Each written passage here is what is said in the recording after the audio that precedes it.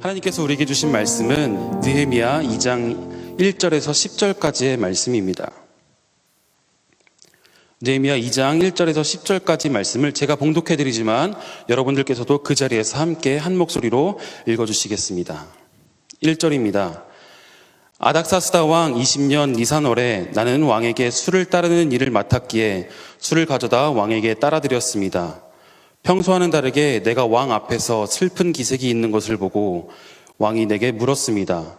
내가 아프지도 않은데 내 안색이 왜 그리 슬퍼 보이느냐? 마음에 근심이 있는 게 분명하구나. 나는 무척 두려웠지만 왕에게 말했습니다. 왕께서는 만수무강하옵소서. 제 조상들이 묻혀있는 성이 폐허가 됐고 그 성문들이 불에 타 허물어졌으니 어찌 슬프지 않겠습니까? 왕이 내게 물었습니다. 내가 무엇을 원하느냐? 그때 내가 하늘의 하나님께 기도하고 왕에게 대답했습니다.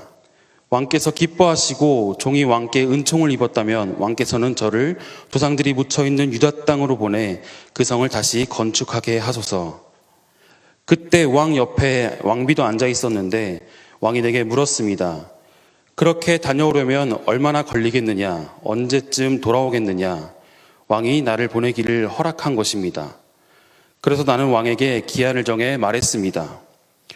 내가 다시 왕에게 말했습니다. 만약 왕께서 기뻐하신다면 제가 유다에 도착할 때까지 무사히 통과할 수 있도록 유프라테스 강을 건너 총독들에게 보여줄 친서를 써주시겠습니까?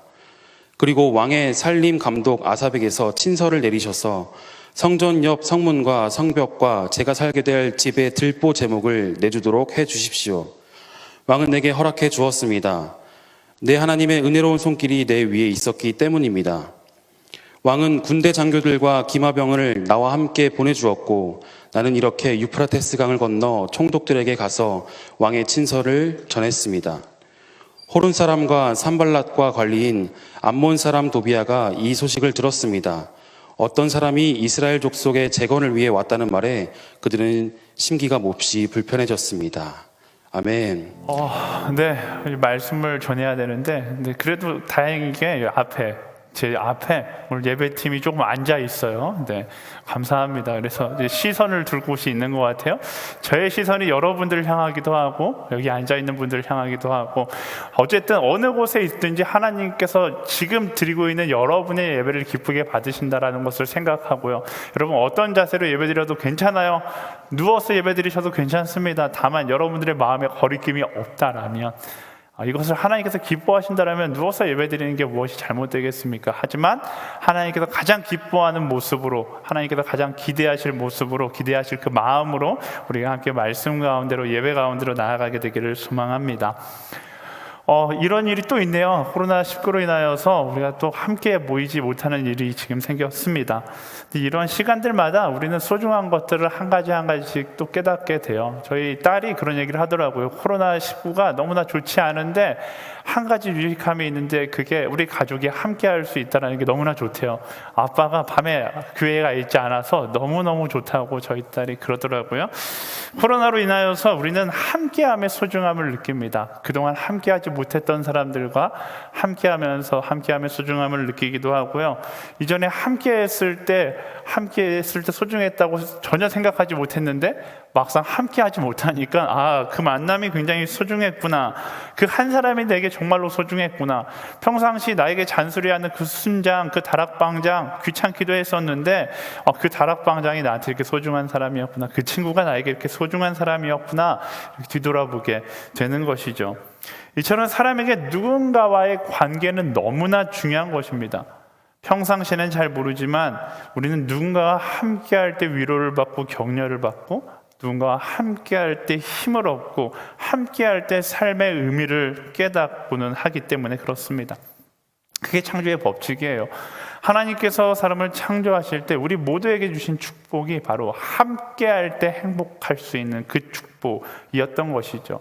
그리고 그 축복은 언제 완성될까요? 우리가 사랑할 때 완성되는 거예요. 예수님께서 그토록 사랑해라 사랑해라 말씀하시는 것이 창조의 축복, 창조의 섭리 가운데 함께함의 기쁨이 있기 때문에 그렇습니다. 그래서 창조의 섭리를 따라서 말씀을 따라서 서로 사랑하고 서로가 함께하고 싶은 사람이 되어 줄 때에 그때 우리는 하나님의 참된 축복을 누릴 수 있게 되었던 것이죠. 그런데 사람들은요, 그 축복을 거부하고 창조 가운데 주어진 그 관계의 법칙을 사랑이 아니라 자기 만족과 이기심으로 채우기 시작하는 거예요. 그러다 보니까 관계 속에서 서로에게 위로가 되고 힘이 되기보다 어느 순간부터 상처를 주고 함께하고 싶은 사람이 되기보다 함께하기 싫은 사람이 되어버린 그런 관계가 되어가고 있는 것이죠. 그 결과 어떤 사람은, 모두가 그렇지는 않겠지만 어떤 사람은 코로나로 인하여서 만나지 못함을 아쉬워하기보다 사람을 만나지 않아도 되는, 더 이상 상처받지 않아도 된다는 그 안도감을 느끼는 사람들도 있지 않을까 싶습니다. 정말 슬픈 현실의 이야기죠.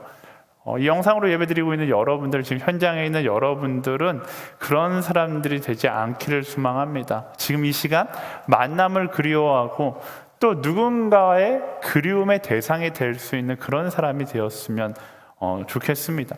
이처럼 세상에는 두 부류의 사람이 있어요. 관계 가운데는 두 부류의 사람이 있는데요, 함께하고 싶은 사람과 함께하고 싶지 않은 사람이 있습니다. 여러분은 어떤 사람일까요? 여러분 스스로는 잘 모르겠죠. 당연히 나에 대해 평가할 때 나는 함께하고 싶은 사람이라고 평가하겠죠. 근데 객관적으로 본다면 누군가는 함께하고 싶은 사람일 거고 누군가는 함께하고 싶지 않은 사람일 거예요. 하지만 우리가 되고 싶은 건 다 동일할 겁니다. 우린 다 함께하고 싶은 사람이 되고 싶을 거예요. 그런데 어떻게 하면 함께하고 싶은 사람이 될 것인가? 굉장히 어려운 문제지만 답은 너무나 명확합니다. 말씀을 따라 살아가는 그리스도인은 예수님을 따라 함께하고 싶은 사람이 되는 거예요.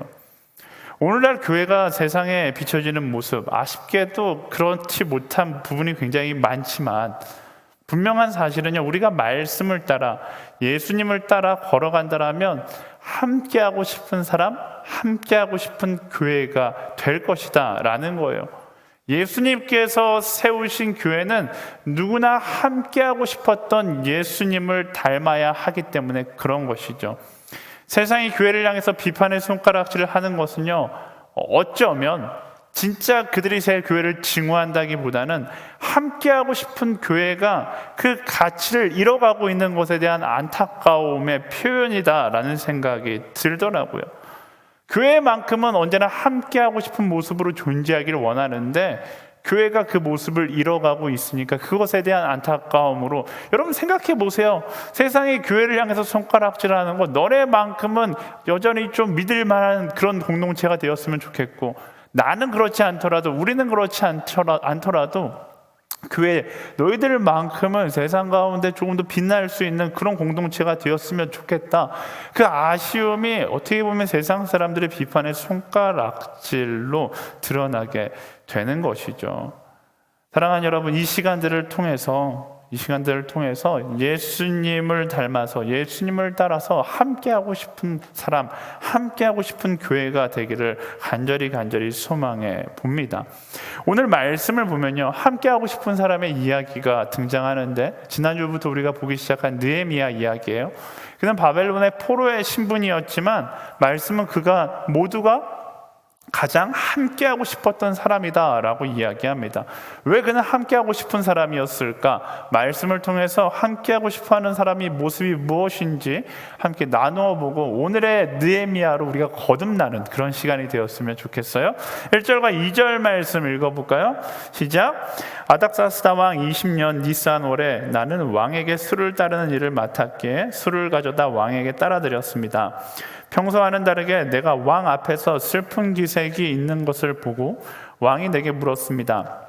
네가 아프지도 않은데 내 안색이 왜 그리 슬퍼 보이느냐? 마음에 근심이 있는 게 분명하구나. 아멘. 느헤미야의 직업이 왕에게 술을 따르는 사람이었다라고 설명해요. 우리는 술 따르는 사람이라고 해서 오늘날의 바텐더 정도, 왕의 바텐더 정도라고 생각할 수 있는데 사실 이 자리는 그렇게 쉬운 자리가 아닙니다. 굉장히 중요한 자리예요. 한국 역사도 마찬가지지만 당시 왕에게 반역을 도모할 수 있는 가장 쉬운 방법이 음식에 독을 타는 독살이었기 때문에 왕의 음식을 맡은 사람과 술을 맡은 사람은 왕이 가장 총애하고 믿을 수 있는 사람이었다라고 역사는 이야기합니다. 느헤미야는 그만큼 왕이 소중히 여기는 사람이었고 왕이 믿는 사람이었다라는 것을 느헤미야의 직분이 알려주고 있는 것이죠.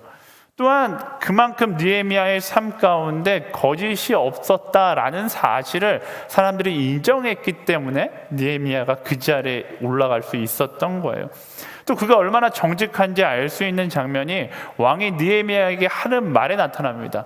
느헤미야의 표정이 좋지 않자 이렇게 이야기하죠. 네가 아프지 않은데 내 안색이 왜 그리 슬퍼 보이느냐? 마음에 근심이 있는 게 분명하구나. 이게 어떤 사람이에요? 겉과 속이 동일한 사람이다라는 것을 이야기하고 있는 것이죠.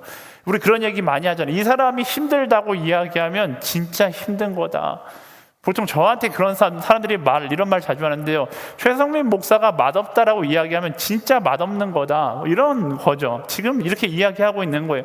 느헤미야를 향해서 그런 생각, 그런 이야기를 하고 있는 거죠. 이 사람은 아픈 척 하는 사람이 절대로 아닌데, 있는 척 하는 사람이 절대로 아닌데, 얼굴에 수심이 가득한 걸 보니까 진짜 근심이 있는 사람이다. 이렇게 이야기하고 있는 거예요.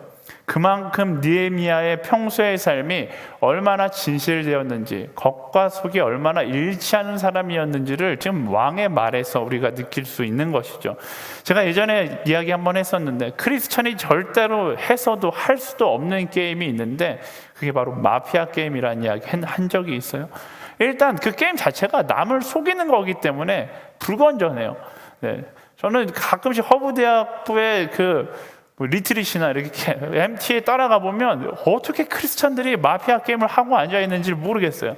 여러분 마피아 게임 하시는 분들 회개할지어다. 그리고 만약 설사 마피아 게임을 한다 할지라도 크리스천은 마피아 게임을 하는 그 순간 내가 도둑을 찾는 거죠. 마피아를 찾는 거죠. 마피아임이 얼굴에 드러나 있어야 하는 거예요. 왜? 그리스도인이 가장 잘하는 것은 정직한 것이고 가장 못하는 것은 척하는 것이기 때문에 그래요.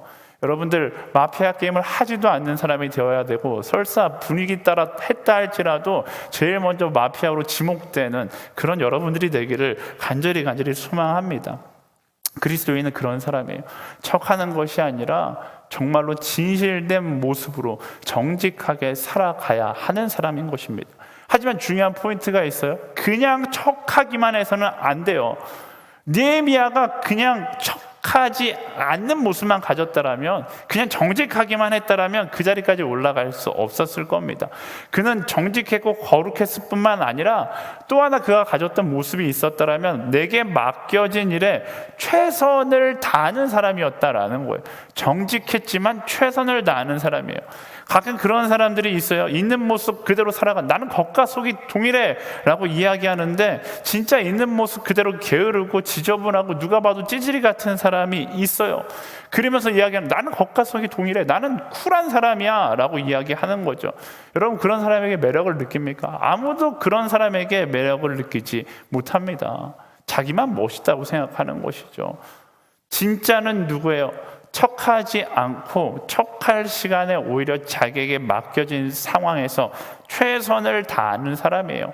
진실되기도 하고 최선의 가치가 무엇인지 알고 있는 사람이 진짜 멋진 사람인 것이죠. 오늘 말씀에 등장하는 느헤미야가 그런 사람이었던 거예요. 그리고 하나님께서 느헤미야에게, 그리고 우리에게 그것을 원하시는 것이죠. 진실되고 자신에게 맡겨진 상황 가운데 최선을 다할 수 있는 사람을 하나님께서 원하시는 거예요. 달란트 비유를 통해서 우리가 알 수 있듯이 충성에는요, 언제나 최선이라는 태도가 수반되게 되어 있어요. 충성에는 언제나 최선이라는 태도가 함께하게 되어 있습니다. 이처럼 정직과 최선을 다하는 모습, 그런 있는 모습 그대로 살아가는 삶이 바로 그리스도인의 모습이고 아름다움의 모습인 것이죠. 그래서 교회에 다니는 사람들, 그리스도인들에게 따라다녀야 되는 키워드가 3가지 있다라면요, 세상 사람들이 보기에 첫 번째는 정직이고, 두 번째는 겸손이며, 세 번째는 성실이에요. 우리가 어떤 이유로 너는 정말 고집스럽다, 예수 그리스도만이 구원에 있다니 너는 너무 그거에 집착하는 거 아니냐, 이런 이유로 욕먹는 거 괜찮아요. 하지만 이 3가지, 정직과 겸손과 성실, 이것은 우리가 이 키워드를 잃어버려서는 안 되는 키워드인 것입니다. 사회 가운데 크리스천 사회인들의 상징이 바로 이 세 가지 키워드가 될 수 있어야 하는 거예요. 여러분 기억하세요. 그리스도인은 요령으로 살아가는 사람들이 아닙니다. 그리스도인은 기회주의자가 아니에요. 요령으로 살아가는 사람들은 정직을 포기하고 겸손을 포기하고 성실이 아니라 내게 유익한, 내가 좀 쉴 수 있는 그 길을 선택하는데, 그리스도인들은 그런 요령이나 기회를 따라 살아가는 사람이 아니에요. 우리는 말씀을 따라 살아가는 사람인 것이죠. 그래서 항상 이야기하지만 말씀을 따라 살아가기 때문에 우리는 상황에 흔들리는 것이 아니라 흔들리는 상황 가운데도 말씀을 붙잡고 거룩을 간직한 채 겸손하게 최선을 다하는 삶을 살 수 있는 것입니다. 느헤미야가 포로의 생활을 하고 있었지만 그런 힘든 상황 속에서도 흔들리지 않았던 것처럼, 우리가 지금 코로나19라는 또 교회가 비판받는 이 어려운 상황 가운데 있지만 우리는 말씀을 붙들고 흔들리지 않는 그리스도인의 삶을 살아갈 수 있어야 하는 것이죠. 그때 비로소 우리가 함께 하고 싶은 사람이 될 수 있는 거예요. 물론 오늘의 이런 거룩과 겸손과 최선을 다하는 여정이 어리석어 보일 수 있습니다. 사람들은 그것을 보고 어리석다라고 이야기할 수 있어요. 오늘은 그렇게 이야기할 수 있어요. 하지만 거기에 숨겨져 있는 비밀이 있는데요, 이 어리석어 보이는 여정은 곧 하나님께서 사용하실 때를 준비하는 여정이다라는 것입니다. 느헤미야도 어쩌면 말씀을 따라 거룩과 충성을 다하는 삶을 사는 것이 고달프게 느껴지는 순간들이 있었을 거예요. 이렇게 살지 않아도 조금만 타협하고 조금만 눈치 보고 살면 조금 더 쉽게 살 수 있을 텐데, 이런 고민을 할 때가 있었을 것이죠. 하지만 그럼에도 불구하고 그런 고민에 꺾이지 않고 그는 말씀을 따라 거룩하고 최선을 다하는 삶을 살아갔어요. 그리고 하나님은 그런 느헤미야의 인생을 헛되이 사용하지 않으시고, 오늘 말씀에서 발견할 수 있는 것처럼 하나님의 때를 위한 그 시간을 준비의 시간으로 사용하셨다라는 것을 말씀에서 발견할 수 있는 것이죠. 3절에서 5절 말씀 읽어볼까요? 3절에서 5절 시작. 나는 무척 두려웠지만 왕에게 말했습니다. 왕께서는 만수무강하옵소서. 제 조상들이 묻혀있는 성이 폐허가 됐고 그 성문들이 불에 타 허물어졌으니 어찌 슬프지 않겠습니까? 왕이 내게 물었습니다. 네가 무엇을 원하느냐? 그때 내가 하늘의 하나님께 기도하고 왕에게 대답했습니다. 왕께서 기뻐하시고 종이 왕께 은총을 입었다면 왕께서는 저를 조상들이 묻혀있는 유다 땅으로 보내 그 성을 다시 건축하게 하소서. 아멘. 왕이 묻자 느헤미야가 자신의 슬픔의 이유가 무엇인지를 이야기합니다. 이스라엘 성이 무너졌고 더 이상 예배하지 못하는 땅이 되어버린 것에 대해서 나는 너무나 슬프고 안타깝습니다. 그러자 왕이 이렇게 묻죠. 네가 무엇을 원하느냐? 이 질문 앞에서 느헤미야가 기도하고 기도한 대로 왕에게 대답했다라고 기록합니다. 그리고 느헤미야는 왕에게 그 나라로 돌아가 성을 재건할 수 있게 해주십시오라고 부탁하는 거예요. 사실 이 부탁하는 장면 보면 굉장히 재미있어요. 느헤미야가 지금 왕에게 하고 있는 이야기는요, 왕에게 아무런 유익이 되지 않는 이야기예요. 이스라엘 성을 재건한다고 해서 왕에게 어떤 유익이 있는가? 유익이 없죠. 오히려 마이너스인 거예요. 느헤미야를 비롯해 자신의 일꾼들을 놓치게 되는 마이너스의 일이죠. 또 느헤미야의 부탁을 들어주지 않는다고 해서 왕에게 손해볼 것이 아무것도 없습니다. 그럼에도 불구하고 왕은 느헤미야의 부탁을 진지하게 받아들이고 돌아가서 다시 성을 건축할 수 있도록 지원하는 것을 넘어서 적극적으로 지원해 줍니다. 어떻게 이런 일이 가능했을까? 위에서 이야기했듯이 느헤미야의 지나온 시간 동안 그가 말씀을 따라 걸어왔던 정직과 최선, 그리고 하나님의 뜻을 끊임없이 물으며 기도하는 시간들이 하나님의 타이밍과 만나서 하나님의 방법대로 쓰임받을 수 있게 된 것이죠. 그 모든 시간이 세상적으로 볼 때 너무나 어리석은 것이었을지 모르지만 결국 이 말씀으로 봤을 때 하나님의 때를 준비하는 시간이었음을 말씀이 우리에게 설명하고 있는 것입니다. 느헤미야에게는 이해할 수 없는 상황 속에서 고집스럽고 미련해 보이는 거룩과 정직의 편에 서려는 그런 모습이었죠. 그리고 언제나 자신에게 맡겨진 일에는 죽게 하다는 최선의 열심을 가지고 살아갔어요. 그리고 항상 하나님의 뜻을 구하며 기도하고 인내한 것이죠. 쉽게 말하면 최선을 다해 준비되어 있었던 거예요. 포기하지 않고 거룩을 준비했고, 정직으로 준비했고, 최선으로 준비했고, 인내와 기도함으로 준비하고 있었던 것이죠. 그리고 그 준비된 느헤미야와 하나님의 타이밍에 맞아 떨어지자 하나님의 역사가 느헤미야를 통해서 새롭게 쓰여지기 시작한 것이죠. 이처럼 하나님의 일하심은요, 우리의 거룩과 최선, 그리고 하나님의 뜻하심을 묻고 준비하며 기다리는 인내를 통해서 일어나게 되는 거예요. 하나님, 내 인생 가운데 기적이 일어나게 해주세요. 물론 이렇게 기도하는 거 중요하지만 그 기적 이전에 우리의 삶 가운데 나는 거룩을 간직하고 있는가, 나는 최선의 태도를 가지고 있는가, 그것을 먼저 생각해 볼 수 있어야 하는 거예요. 기적은요, 언제나 나의 최선과 그리고 하나님의 타이밍, 성령의 도우심이 만났을 때 일어나는 것이죠. 예전에 중등부 사역하다 보면 시험 전날이 되면 중학생들이 저에게 문자를 그렇게 많이 보내요. 시험 잘 보게 해달라는 거죠. 목사님, 전도사님이 기도해 주시면 시험 잘 볼 것 같아요. 제가 답문 보내요. 내가 기도한다고 시험 절대로 잘 못 봐. 네가 공부를 해야지 시험을 잘 보지. 하나님께서 도와주려고 해도 미천이 없으니까 도와주실 수가 없는 거죠. 마찬가지예요. 우리의 삶 가운데 기적이 일어나길 소망하는데 우리의 삶은 전혀 노력하지 않고 전혀 거룩을 간직하지 않고 인스턴트식으로 기도한다면 기적은 절대로 우리의 삶 가운데 일어나지 못하는 것이죠. 사랑하는 여러분, 오늘 우리가 말씀을 따라 살아가는 거룩과 최선을 다하는 하루하루, 그것은 결코 낭비되는 것이 아닙니다. 이 하루하루가 쌓여서 하나님의 타이밍과 만나서 하나님의 역사가, 기적이 일어나기 시작하는 거예요. 우리는요, 기도하며 그분의 일하심을 기대하며 오늘도 말씀을 따라 거룩하고 최선을 다하는 삶을 살아갈 수 있어야 하는 것이죠. 느헤미야처럼 오늘의 상황과 상관없이 말씀을 바라보며 거룩과 최선, 그리고 기도로 언제나 하나님께서 부르실 때 뛰어나갈 준비된 자로 살아갈 수 있어야 하는 것입니다. 여러분, 준비된 자로 살아가고 계십니까? 먼저 그 질문을 나에게 해야 한다라는 거예요. 나는 준비된 자인가? 하나님의 기적을 구하기 이전에 나는 그 기적을 감당할 준비가 되어 있는 자인가? 느헤미야가 그 질문을 우리에게 하고 있는 것이죠. 사실 그리스도인의 진정한 매력이 여기에 있는 거예요. 상황에 흔들리지 않는 진리를 따르는 삶, 세상에게 인정받기 위해서 우리는 세상에 맞는 기독교가 되기보다 더 진리를 붙잡는 그리스도인이 될 수 있어야 하는 것입니다. 그게 그리스도인의 매력이기 때문에 그래요. 세상이 아무리 변해도 변하지 않는 진리를 붙잡고 나아가는 그리스도인은 세상을 비추는 등대와 같은 존재인 거예요. 여러분, 지금 어떤 존재로 살아가고 계십니까? 만약 여러분들이 준비된 자로서 등대와 같은 존재로 살아간다면 세상은 우리를 향해서 이렇게 부르겠죠. 함께 하고 싶은 사람. 6절에서 8절 말씀 보도록 하겠습니다. 시작.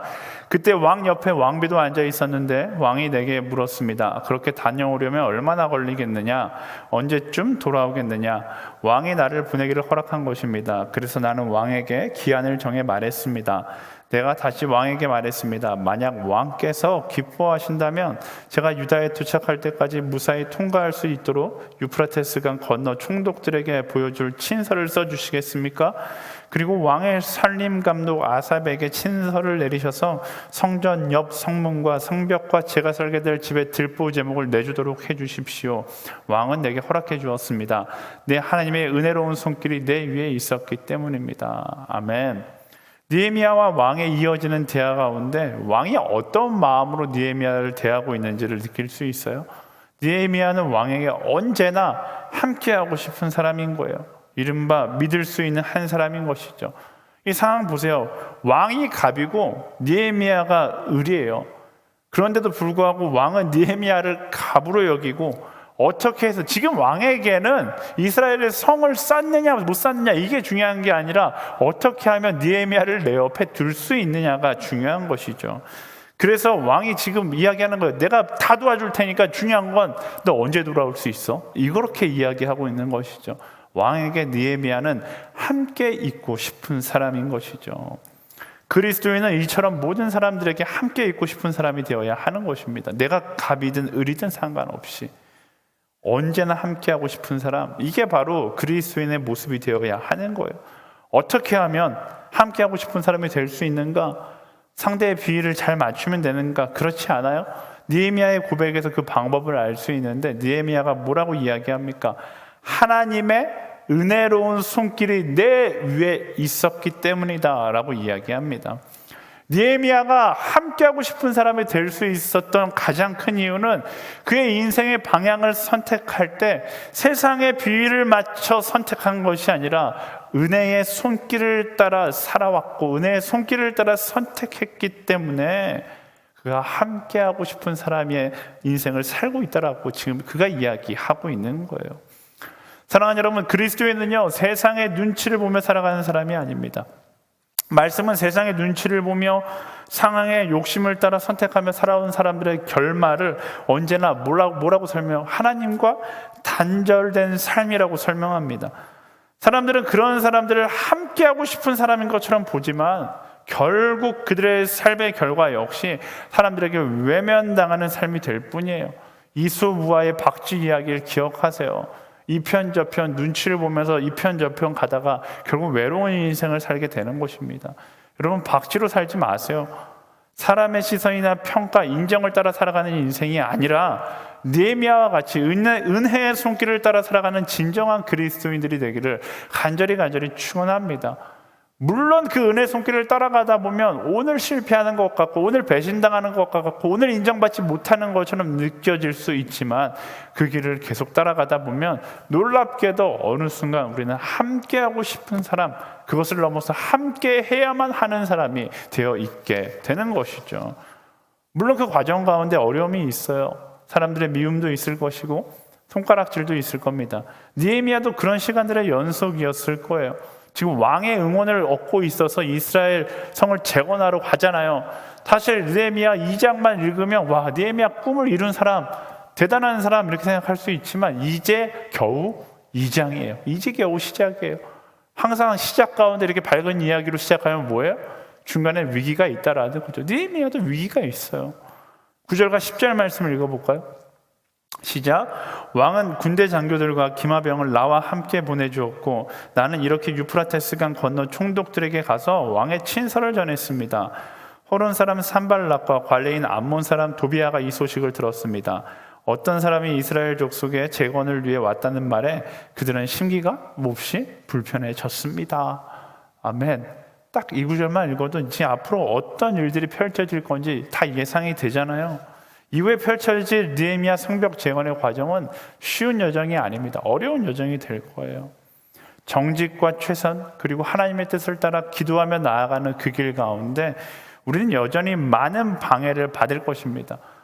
하지만 그 방해가 우리 오늘의 그 거룩한 여정을 흔들 수 없는 거예요. 그 방해를 넘어서 이전과 같이 계속해서 은혜의 손길을 따라 나아가면 하나님께서 하나님의 타이밍에 우리를 사용하실 것이다 라는 것이죠. 그것을 믿음으로 고백하며 나아갈 수 있는 우리 허브대학부, 이 영상을 보고 있는 모든 여러분들의 삶이 되기를 간절히 소망합니다. 그런데 아이러니하게도 우리는 세상 가운데 너무나 많이 흔들려요. 이제 또 흔들리는 이유가 되게 정당하죠. 좋은 사람이 되고 싶어서 흔들릴 때가 굉장히 많아요. 우리는 모든 사람에게 좋은 사람이 되고 싶어서 세상 가운데 나도 모르게 흔들리고 타협하는 순간들이 많습니다. 이른바 좋은 사람 컴플렉스를 가지고 살아가는 사람들 많아요. 이 영상을 보고 있는 사람들 가운데도 좋은 사람 컴플렉스를 가진 사람들이 많을 거예요. 이 사람에게 상처 주면 안 되는데, 난 좋은 사람이어야 되는데. 그러다 보니까 오히려 나의 그 정직과 최선의 길에서 기도하는 길에서 흔들릴 때가 많이 있는 거예요. 그 사람을 위해서 흔들리고 저리 흔들리고. 그것을 옳다라고 이야기하지만 중요한 것은요, 모든 사람에게 좋은 사람이 되는 것이 아니에요. 중요한 건 뭐냐? 하나님 보시기에 좋은 사람이 되는 것이죠.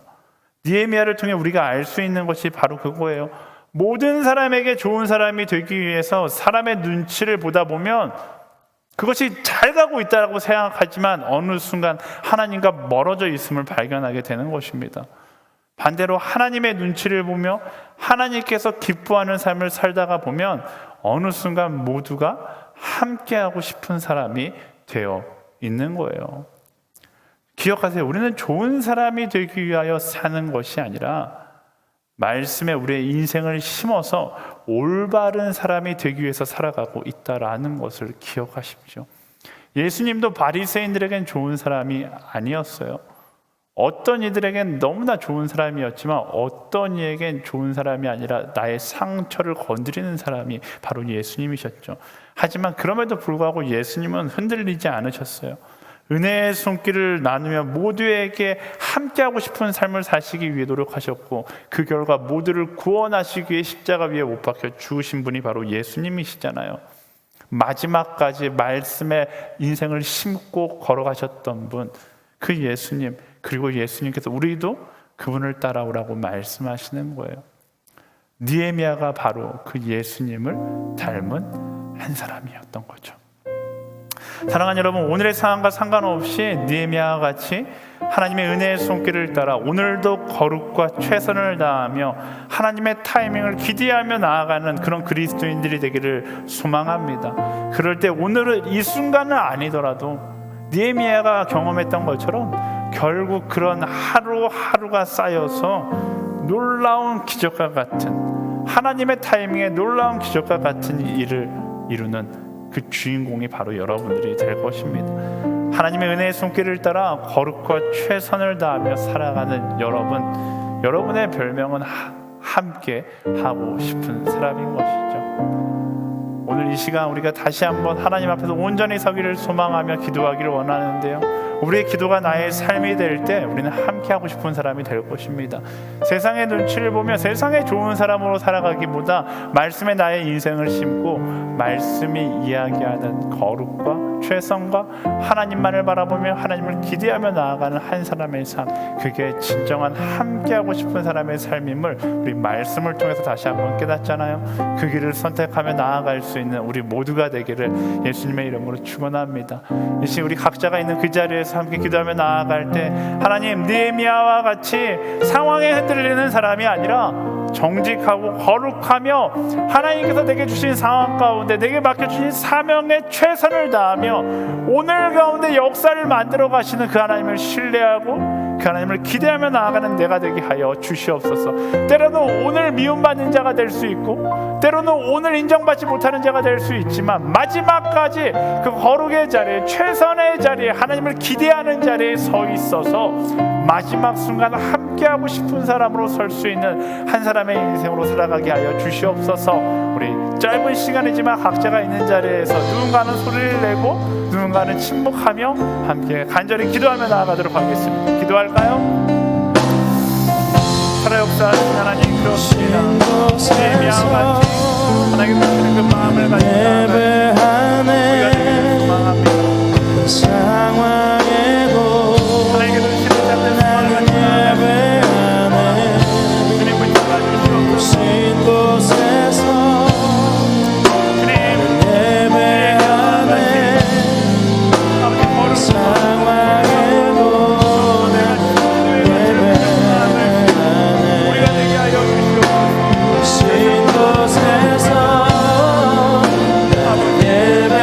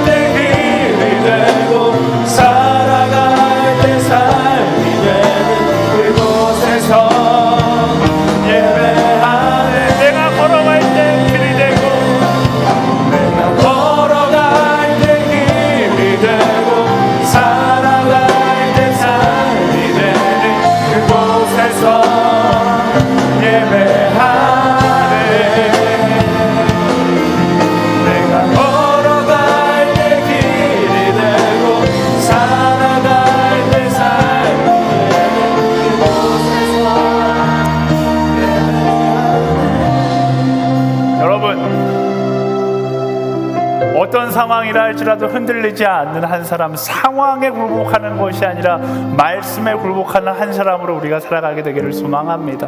제가 제일 좋아하는 찬양인데요, 이 찬양의 고백처럼 그런 삶을 살아갈 때 삶이 되고 걸어갈 때 길이 되는 놀라운 역사가 일어나는 것입니다. 우리 마지막으로 한 번 더 찬양할 때 여러분이 있는 그 자리에서 누가 보든 상관없이 커피숍이 됐든 가정이 됐든 상관없이 우리 그 자리에서 일어나서 함께 찬양했으면 좋겠습니다. 커피숍이니까 막 크게 찬양하면 이상한 사람이 될 수 있으니까 마음으로 찬양하지만 그 자리에서 일어나 볼까요? 이제 집이라면 그 자리에서 일어나 볼까요? 제가 여러분들 보이지 않으니까 알 수 없지만 여러분 그 자리에서 일어나서 우리 하나님, 세상에 굴복하는 인생이 아니라 말씀에 굴복하고 하나님께서 부르신 그 자리에서 예배하는 이 찬양의 고백 그대로 부르신 그 자리에서 신령과 진정으로 예배하는 한 사람으로 서겠습니다. 우리 결단하며 다 같이 일어나서 함께 찬양하며 나아가도록 하겠습니다. 부르신 곳에서 나는 예배하네. 상황에도 나는 예배하네. 부르신 곳에서 나는 예배하네. 상황에도 나는 예배. 부르신 곳에서 부르신 곳에서 나는 예배하네.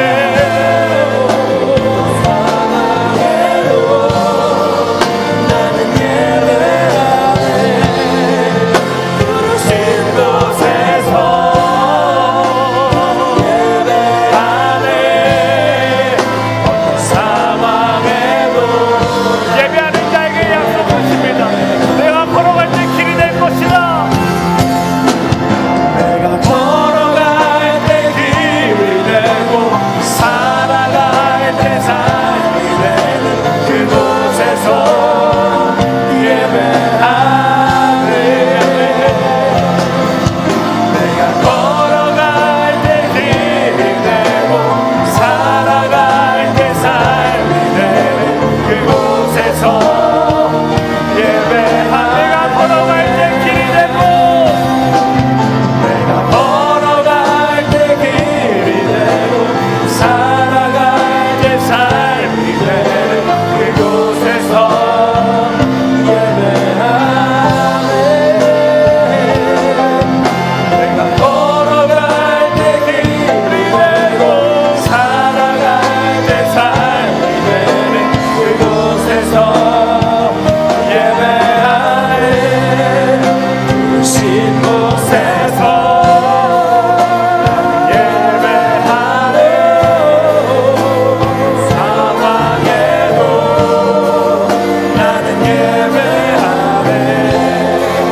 부르신 곳에서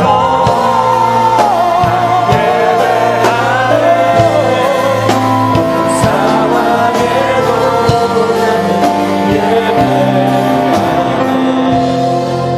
부르신 곳에서 나는 예배하네. 어떤 상황에도 나는 예배하네. 부르신 곳에서 나는 예배하네. 어떤 상황에도 나는 예배하네.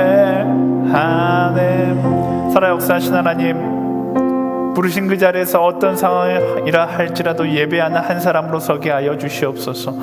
느헤미야가 포로된 생활 가운데 그럼에도 불구하고 거룩을 간직하고 내가 서 있는 그 자리에서 예배하며 내게 맡겨진 사명에 최선을 다하며 나아갔을 때 그 암울한 현실 가운데에도 놀라운 역사를 새롭게 쓰신 하나님, 우리가 그 하나님을 기대하며 지금 이 시간 절망하는 것이 아니라 내게 맡겨진 그 자리에서 전심으로 최선을 다하며 살아갈 수 있도록 인도하여 주시옵소서. 요령을 따라 살아가는 것이 아니라, 기회를 따라 살아가는 것이 아니라 오직 말씀을 따라 살아가는 하나님의 사람들이 되게 하여 주시옵소서. 좋은 사람이 되기보다 말씀에 나를 묻고 말씀이 이야기하는 올바른 사람으로 살아갈 때 진정으로 함께하고 싶은 사람의 인생을 살아가게 될 줄 믿습니다. 이 땅의 교회가, 이 땅의 그리스도인들이 세상 가운데 그렇게 함께하고 싶은 사람, 함께하고 싶은 교회로 설 수 있도록 주님, 나로부터 그 결단이 실천되게 하여 주시옵소서. 하나님, 우리의 물질을 구별하여 주님께 드리며 나아갑니다. 이 물질이 쓰여지는 곳곳마다 예수 그리스도의 사랑이 흘러가게 하여 주시고, 그 사랑이 흘러간 그 자리에 십자가 사랑만 남게 하여 주시옵소서. 그렇게 일하실 하나님께 우리의 삶, 우리의 인생 전부를 맡겨드리오니 우리의 인생 전부가 오직 예수 그리스도의 사랑을 이야기하는 데만 쓰임받게 하여 주시옵소서. 그렇게 일하실 하나님께 모든 것을 맡겨드리며 지금 우리 주 예수 그리스도의 은혜와 하나님의 사랑과 성령의 교통하심이 세상 가운데 말씀을 따라 거룩과 최선의 가치를 붙잡고 나아가기를 소망하는 예배하는 모든 이들에게, 열방의 끝에서 그 예수 그리스도의 사랑을 이야기하고 있는 모든 선교사들 가운데 지금부터 영원까지 함께하기를 간절히 축원하옵나이다. 아멘.